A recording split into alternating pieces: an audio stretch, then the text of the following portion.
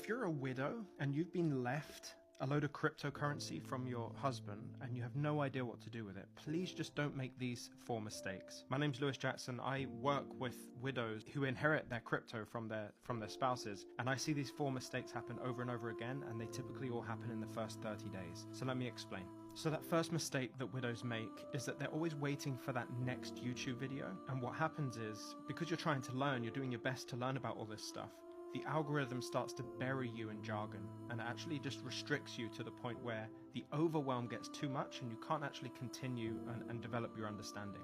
What's most important in these first 30 days, and actually I would argue for the rest of your investing journey, is that action should have way more importance to you than the understanding, like the learning. In fact, we'll get to that in a second.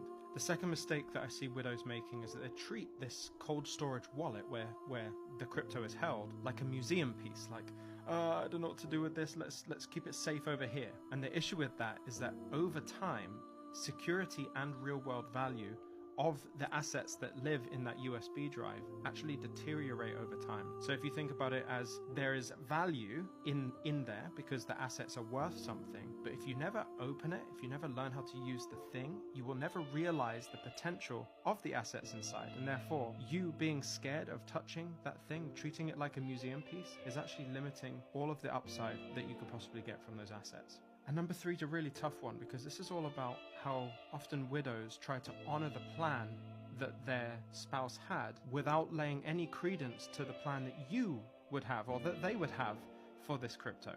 And I get it, because the loyalty feels noble. But in reality, if you're adopting someone else's plan, it's kind of just like playing roulette in slow motion. It's ultimately just not going to work, because it has to be in alignment with the person who is in control of it, and that is now the widow, you.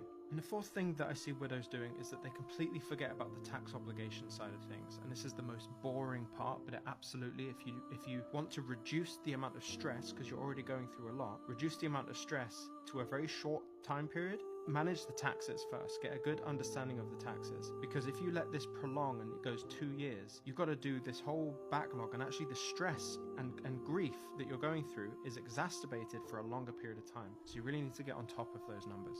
So having worked with so many widows over the last couple of years or so in my program, here's what it comes down to, and here's an exact roadmap. It's very simple.